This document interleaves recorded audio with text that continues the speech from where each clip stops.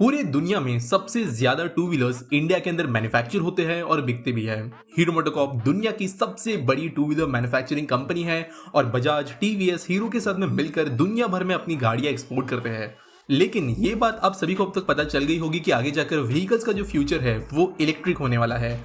और आज दुनिया भर में 1% से भी कम जो कंट्रीब्यूशन है इलेक्ट्रिक टू व्हीलर्स का, ये आगे जाकर इंडिया किस तरीके से बढ़ाएगी और ओवरऑल पूरी दुनिया के अंदर का जो इलेक्ट्रिक टू व्हीलर्स का मार्केट होगा उसे किस तरीके से इंडिया ही डोमिनेट कर पाएगी, इसी के बारे में आज हम जानेंगे।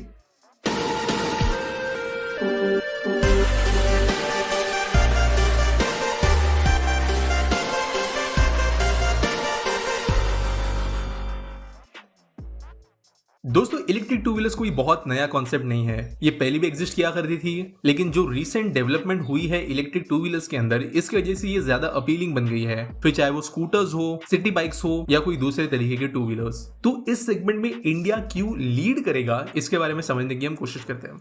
दोस्तों, जब जनरली हम किसी इलेक्ट्रिक व्हीकल रेवोल्यूशन के बारे में बात करते हैं तो यहाँ पर ज्यादातर फोकस किया जाता है एक तरीके के रेवोल्यूशन पे जो टेस्ला कई सारी कंट्रीज में ला पाई है।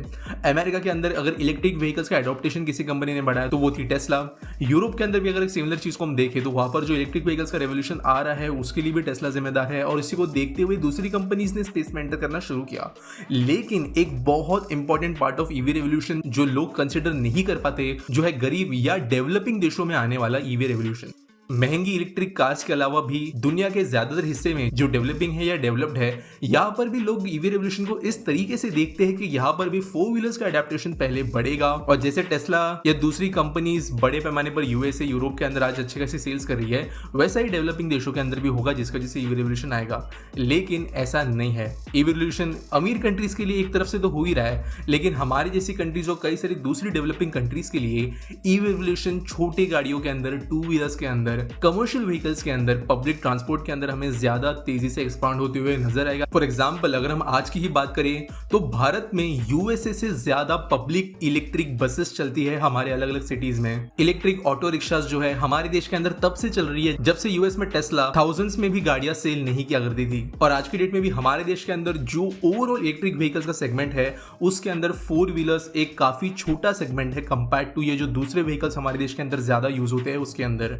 और इसकी वजह से इस सेकंड ईवी रेवोल्यूशन जो एक्चुअल में ज्यादा नंबर ऑफ पीपल को अफेक्ट करेगा कंपेयर टू टेस्ला, इसके अंदर इंडिया चैंपियन बनेगी। अब समझते कैसे। वैसे दो ग्लोबल पावर्स रहने वाली है इस कंपटीशन में, एक रहेंगे हम, दूसरी रहेगी चाइना। लेकिन इंडिया को चाइना से क्या क्या एडवांटेजेस है इसके ऊपर हम इस वीडियो में ध्यान देंगे।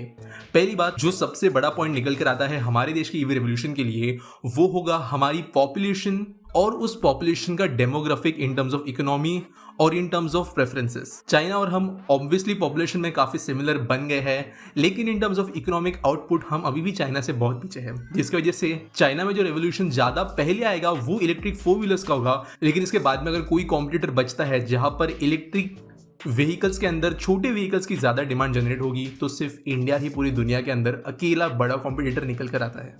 और इसके लिए ना सिर्फ इंडियन कंपनीज लेकिन दुनिया भर की बाहरी कंपनीज इंडिया के ऊपर नजर गड़ाए हुए हैं कमर्शियल और छोटे इलेक्ट्रिक व्हीकल्स के सेल्स के लिए। तो बेसिकली इस पॉइंट का मतलब ये था कि इंडिया के अंदर एनवायरनमेंट जो है इलेक्ट्रिक टू व्हीलर्स और छोटे व्हीकल्स के डेवलपमेंट के लिए ये परफेक्ट डिमांड क्रिएट करता है। अब इस डिमांड को कैप्चर कैसे करना है, इसके ऊपर इंडिया को ध्यान देना है। और इंडिया ऑलरेडी इस पर बहुत ज्यादा ध्यान दे रही है और इसी अर्ली स्टेप्स की वजह से इंडिया आगे जाकर ईवी वर्ल्ड को डोमिनेट करेगा। इसके बारे में अभी हम जानते हैं। सबसे पहले बात करते हैं गवर्नमेंटल सपोर्ट की। आज की डेट में हमारे ट्रांसपोर्टेशन के अंदर 99.6% जो फ्यूल इस्तेमाल होता है वो है क्रूड ऑयल, और ज्यादातर इसे इंपोर्ट किया जाता है। हर साल इंडिया लगभग 7 लाख करोड़ रुपए का क्रूड ऑयल इंपोर्ट करता है, जिसकी वजह से कंट्री की ट्रांसपोर्टेशन चलती है, या आप कह सकते हो पूरी इकोनॉमी का बैकबोन ये बनता है।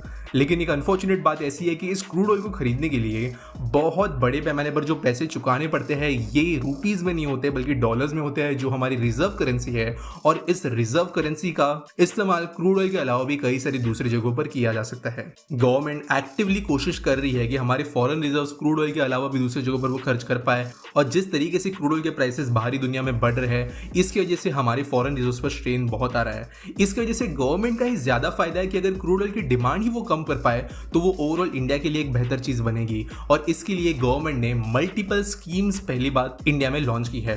अब इंडिया में क्योंकि कार ऑलरेडी एक लग्जरी व्हीकल है तो इसके लिए वैसे सब्सिडीज अनाउंस तो बहुत सारी की गई है, लेकिन जो मेजर अट्रैक्टिव सब्सिडीज है specially in terms of percentage of purchase amount, वो टू व्हीलर्स के लिए सारे स्टेट्स और सेंटर्स ने ज्यादा रखी है। और इसके अंदर जो लीडिंग स्कीम निकल कर आती है सेंट्रल गवर्नमेंट की तरफ से वो है फेम इंडिया, जो है faster adoption and manufacturing of electric vehicles. इस स्कीम के अंदर इंडिया ने किया यह है कि इलेक्ट्रिक मोबिलिटी को प्रमोट किए जाने पर ध्यान दिया है।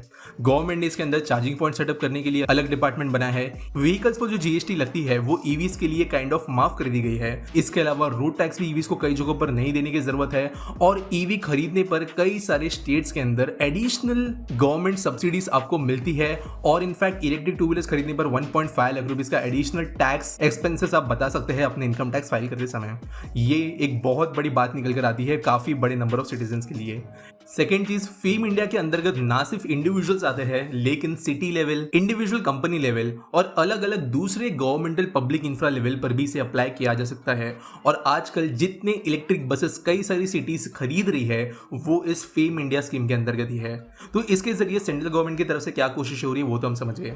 अब स्टेट गवर्नमेंट्स क्या कर रहे हैं? अब स्टेट गवर्नमेंट को दो तरीके से फायदे हैं ईवी रेवोल्यूशन इंडिया में ले आने की वजह से। पहली बात, ऑब्वियसली यहाँ पे जो पोल्यूशन का इश्यूज होगा, जो टेक्नोलॉजी होगी गाड़ियों की, ये तो इंप्रूव होगी ही, लेकिन ईवी रेवोल्यूशन एक बहुत बड़ी चीज हर एक स्टेट के लिए लेकर आता है। वो है एक बहुत बड़ा मैन्युफैक्चरिंग सेक्टर का खुलना जहां पर वर्ल्ड लीडर ये बन सकते हैं। और हर एक स्टेट इसके लिए जो भी ईवी फील्ड के अंदर की कंपनीज है उन्हें अट्रैक्ट करने की कोशिश कर रहा है। हमने देखा है कि जब इलेक्ट्रिक व्हीकल्स बनाने वाली कोई कंपनी इंडिया में बाहर से आती है तो हर एक स्टेट उनके पीछे लग जाता है कि वो अपने स्टेट के अंदर उनकी फैक्ट्रीज लगाए। इसके अलावा कई सारी दूसरी एडिशनल चीजें भी की जाती है।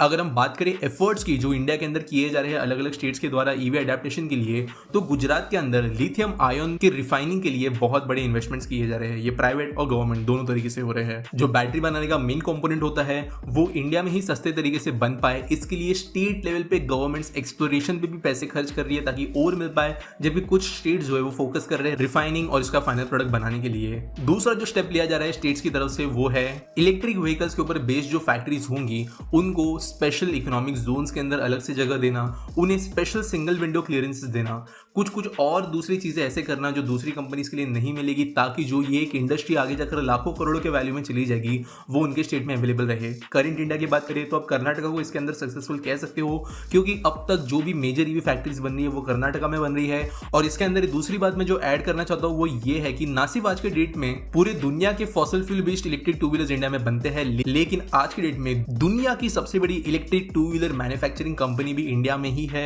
जो ओला की स्कूटर फैक्ट्री है। इसके अलावा अगर हम बात करें चार्जिंग इंफ्रा से रिलेटेड तो करेंटली हमारी NHAI, हमारी पावर मिनिस्ट्री, ये दोनों अपनी तरफ से काम तो कर रहे हैं। NHAI ने डिक्लेयर किया है कि वो हाईवेज पे हर 40 to 50 किलोमीटर के अंदर चार्जर्स बनाने का काम करेंगे। स्टेट गवर्नमेंट अलग अलग लेवल पे सब्सिडीज दे रही है कंपनीज को चार्जर्स इंस्टॉल करने के लिए, और इसके वजह से बाय टाइम धीरे धीरे इलेक्ट्रिक टू व्हीलर्स का चार्जिंग नेटवर्क भी और ज्यादा बेहतर बनेगा। और फाइनली जो इसके अंदर सबसे बड़ा गेम चेंजर आप कह सकते हो रहेगा इंडिया के अंदर टू व्हीलर मैन्युफैक्चरिंग को बहुत ज्यादा प्रमोट करने के लिए, वो होगा हमारे आज के स्टार्टअप्स और उनकी टेक्नोलॉजी। एथर, ओला, ये दो ऐसे बहुत बड़े नाम हैं जिन्होंने ना सिर्फ अपनी टू व्हीलर्स बनाकर बेचना शुरू की है, लेकिन इन्हें रिस्पॉन्स भी लोगों से बहुत अच्छा मिला है। इसके अलावा भी कई सारी ऐसी दूसरी कंपनीज है जो इस मार्केट के अंदर एंटर करना चाहती है, और बाहरी देशों से अगर किसी कंपनी को सबसे ज्यादा फंडिंग मिल रही है इलेक्ट्रिक टू व्हीलर स्पेस के अंदर तो वो इंडिया के ही स्टार्टअप्स है। और इसके बारे में इंफ्रा न्यूज़ में हमने मल्टीपल टाइम्स खबरें भी कवर की है। अब यहाँ पर ये पैसे या एफर्ट्स, ये सारी चीजें इंडियन गवर्नमेंट अपने खुद के बेनिफिट्स के लिए तो लगा ही रही है, लेकिन प्राइवेट इंडस्ट्री जो एक्चुअल में रेवोल्यूशन ला सकती है, ये चीजें करने की वजह से उनका क्या फायदा वो हम समझते हैं। पहली बात, प्राइवेट कंपनीज को ऑब्वियसली चाहिए होता है पैसा। अगर एक इंडिया जैसा देश जहां पर 4 व्हीलर्स हार्डली 800 से 900 में से 1% के पास में होती है, 2 व्हीलर्स जो हर 10 से 12 लोगों में होती है, वो ज्यादा अट्रैक्टिव मार्केट है उसके स्केल की वजह से। आगे चलकर हम जानते हैं कि इलेक्ट्रिक टू व्हीलर ज्यादा बेहतर ऑप्शन होगी पेट्रोल गाड़ियों से, और इसके वजह से इतने बड़े मार्केट के अंदर हर एक प्राइवेट प्लेयर एंटर करना चाहता है।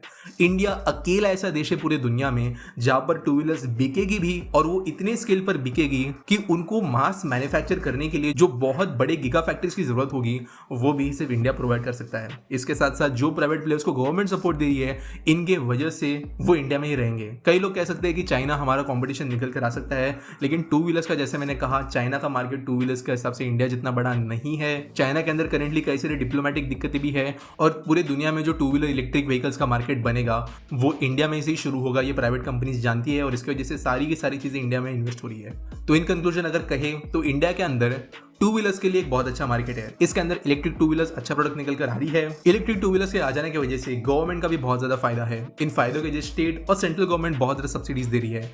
प्राइवेट प्लेयर्स, स्टार्टअप्स, ये सारे के सारे लोग इंडिया के अंदर ये पैसे इन्वेस्ट कर रहे हैं, क्योंकि इंडिया अकेली ऐसी जगह है जो मास लेवल पे इलेक्ट्रिक टू व्हीलर्स को सस्टेन कर सकती है, और ये इतने लेवल पे सस्टेन करेगी कि इंडिया में से जो एक बहुत बड़ा मार्केट निकल कर आएगा टू व्हीलर्स का, ये ना सिर्फ इंडिया में एक ईवी रेवोल्यूशन लाएगा, लेकिन अफ्रीका में, सदर्न अमेरिका में, मिडिल अमेरिका में, कई सारे इंडोनेशिया और जो मलेशियन आर्कोपेलागो के देश है वहां पर ईवी एक्सपोर्ट्स जो होंगे वो इंडिया में से ही होंगे। और चाइना जो हमारा कॉम्पिटिटर बन सकता था इस फील्ड में, वो कई सारे दूसरे रीजंस की वजह से यहाँ पर कम्पीट नहीं कर पाएगा। कुछ अभी भी दिक्कतें इंडिया के सामने है। हम लिथियम आयन के इंपोर्ट पर बहुत ज्यादा अभी भी डिपेंड करते हैं। इलेक्ट्रॉनिक कंपोनेंट्स हमें अभी भी चाइना से मंगवाने पड़ते हैं जो इन व्हीकल्स के बनाने के लिए नेसेसरी है। हमारा चार्जिंग इंफ्रा चाहे कितनी भी बड़ी प्लान्स के साथ में क्यों ना बन रहा हो, लेकिन अभी भी प्रेजेंट रियलिटी में ये इतना बड़ा नहीं बन पाया है। आज के डेट के अगर इलेक्ट्रिक टू व्हीलर्स के रेट्स हम बिना सब्सिडी के देखें तो वो भी इतने कुछ खास नहीं है और बहुत ज़्यादा कॉम्पिटिटिव नहीं आते ये पेट्रोल व्हीकल से। लेकिन ये चीज़ें जैसे मैंने कहा वीडियो के अंदर बहुत तेज़ से चेंज हो रही है, और सारे इन रीजंस के कॉम्बिनेशन की वजह से इंडिया आगे जाकर दुनिया का इलेक्ट्रिक टू व्हीलर हब बनेगी और पूरे दुनिया को इलेक्ट्रिक टू व्हीलर्स पहुंचाने का काम करेगी, जैसे आज हम पेट्रोल टू व्हीलर्स पहुंचाते हैं। उम्मीद करता हूँ ये वीडियो आपको पसंद आया होगा। अच्छा लगा होगा तो लाइक शेयर सब्सक्राइब जरूर करना। मिलेंगे अगले वीडियो में।